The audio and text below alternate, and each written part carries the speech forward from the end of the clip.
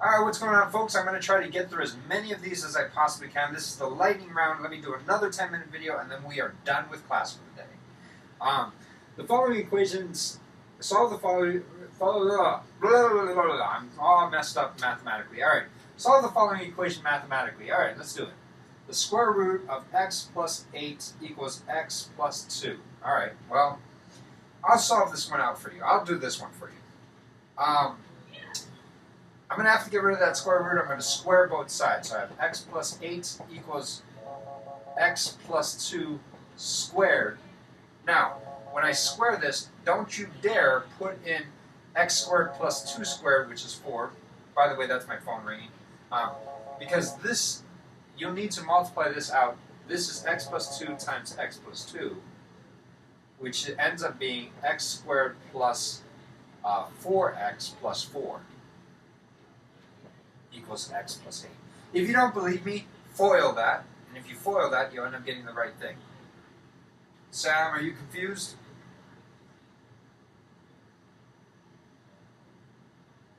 Okay, alright, just making sure. Alright. Then what I'm going to do is I'm going to take everything over to one side. What I've been doing is taking everything over to the left side. This time I'm going to take everything over to the right side. I'll explain to you why I did that in just a second. All I'm going to do is I'm going to subtract x over to that side. So that becomes x squared plus 3x instead, because 4x minus 1x is 3x. And then I'm going to subtract the 8 over to that side, so I'll have 4 minus 8, which is negative 4, equals 0. If I were to factor this at this point, x plus minus 4, I was going to say 1 over here, but that actually doesn't give me the answer I want. Because they need to add to be positive 3, I should probably put 4 over here and the 1 over here. What is your question? So we always have to let it equal to 0. I think when you let it equal to 0, things end up working out much nicer. Remember, when using the quadratic equation, you need to have that whole sucker equal to 0. Then you can pick out this thing A, B, and C and plug it into the quadratic equation. Or you can factor it. Either way works. But the 0 on one side kind of helps you out with things. So I can tell right off the bat that either x equals negative 4 or x equals positive 1. How many solutions did I get? I got 2 solutions. Check your solution by substituting, or check your solutions to number 1 by substituting your solutions into both sides of the equation. Is your answer correct? So what you need to do is you need to take a negative 4, plug it into here, take a negative 4 and plug it into here, and see if that is true. Well, let's just kind of talk our way through this one. What is negative 4 plus 8? That's positive 4. The square root of positive 4 is 2. This is interesting. What is negative 4 plus 2? That's negative 2. Hey, wait a second. This is a funky thing. Figured out why. But I think I figured out why. No, I didn't figure out why. This is a funky thing, right? Because 2 is not equal to negative 2. What did I do with the what? What did I do with the 8? Oh, I plugged in negative 4 in for x, and I got negative 4 plus 8 is positive 4. Take the square root of that, and I get 2.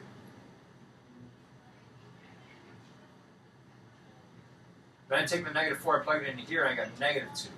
2 is not equal to negative 2. There's something funky about that. That's interesting. Let's see if this works. Let's see if I plug in the positive 1. If I plug in positive 1 over here, I end up getting the square root of 9 equals 1 plus 2, which is 3. Well, that's true. That's true. This one works. Check. This one does not work. That's interesting.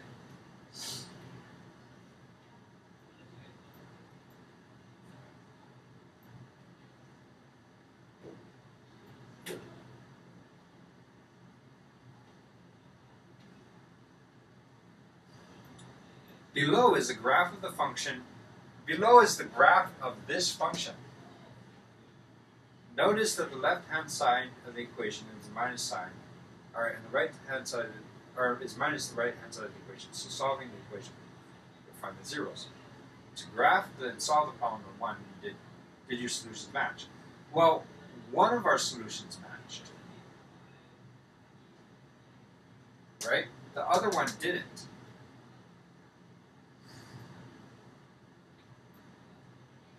What is the advantage of solving the equations graphically? The advantage of solving an equation graphically is I can look at a graph and easily read off the answer. But what's interesting is that, and actually I'm glad that we kind of did this problem out very carefully, because what we ended up with is we ended up with a problem that gave us extraneous answers. Sometimes when you're up against quadratic equations, you'll get 2 answers. But you have to check both of them. And when you check both of them, you'll find out that one of those answers doesn't work. So you'll throw away one of those 2 solutions and only keep the other one. Does that make sense to you? It's kind of like, all right, I'm a physics teacher. I teach physics, and here's what happens. It's kind of like we ask the question, if you take a rock and you throw it off a cliff, okay, and it reaches the ground, how long will that take? Time equals what? And the answer you always end up getting is something like this. Time is equal to plus or minus 3 seconds. Okay? Because you end up getting over here something like t squared equals to 9. So remember, when you take the square root of both sides, you have to add in that plus or minus thing, right? But here's the thing. Here's the thing that's really interesting. In physics, mathematically, that makes sense. If you take the square root of both sides, you have to throw in that plus or minus. In fact, that was the first thing I explained to you today. But when you think about it in the physics world, and physics is relating this math to the real world, there's no such thing as negative time. So even though I do technically mathematically get 2 answers, I'm going to throw away one of the answers and only consider the positive version. Because negative time doesn't exist. Does that make sense to you?